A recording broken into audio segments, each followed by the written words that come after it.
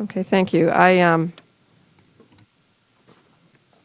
wanted to ask you both a little bit about private inspections versus government inspections, because there's been kind of a movement towards industry hiring their own inspectors. And as we look at that, maybe if you could address that and what you see as the role of a private inspector versus a government inspector.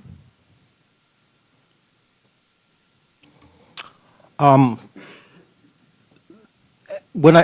my testimony, I talked about trying to understand the supply chain, and that's really critical. And as the globalization of our food has changed, it's important for firms to be able to try and understand that supply chain.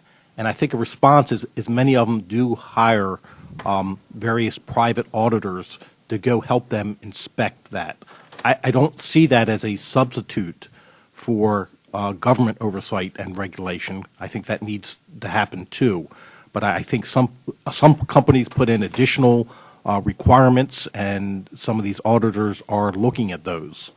FDA is conducting a pilot right now of looking at third-party inspections and the value of that. We're actually looking at it more for imported products.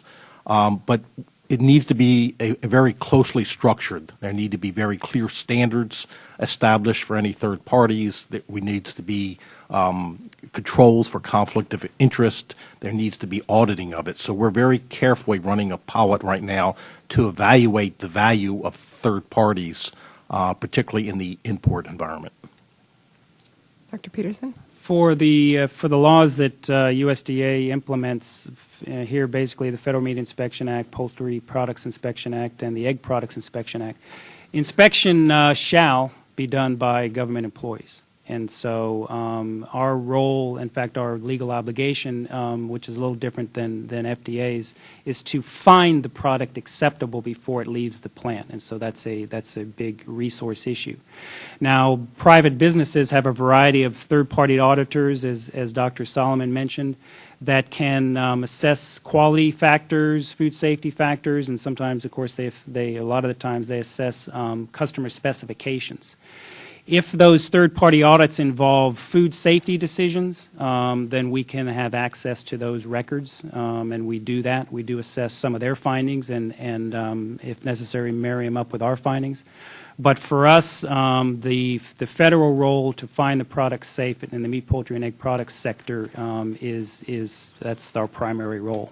And I don't see a role without some legislative change, which we're not pursuing, for other inspection people. Now, certainly we partner with our state partners, local partners, who are authorized to do some of these inspections.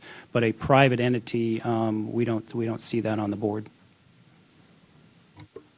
Thank you. Dr. Solomon and Dr. Peterson, the Regulatory Flexibility Act requires federal agencies to consider the impact of regulations on small firms. In crafting effective policies, it is critical that we do not forget the needs of entrepreneurs.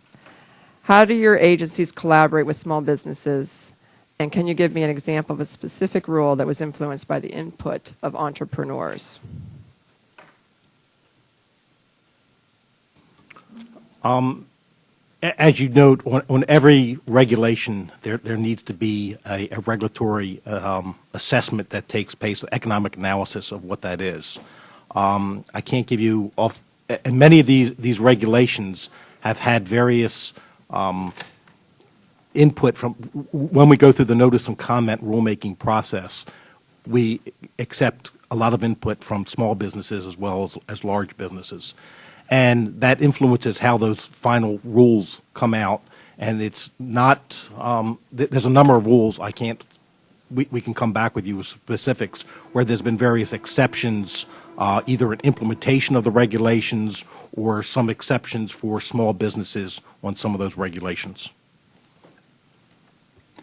Of course, our key interest is food safety. And so if there's food safety lapses in a very small plant, those lapses can obviously make a consumer as sick as any lapse in a large plant.